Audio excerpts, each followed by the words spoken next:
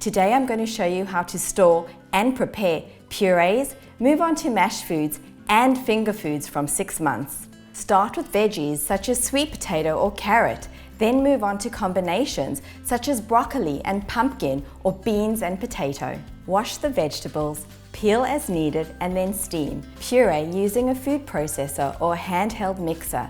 Thin out your baby's puree with cool boiled water, breast milk or formula. In the beginning, your baby may only eat 1 to 2 tablespoons, so you can prepare a batch and then store for later.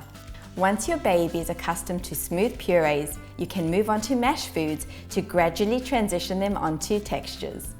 After 6 months, you can offer your baby finger-sized pieces. Simply bake, steam, allow to cool, and offer at mealtimes.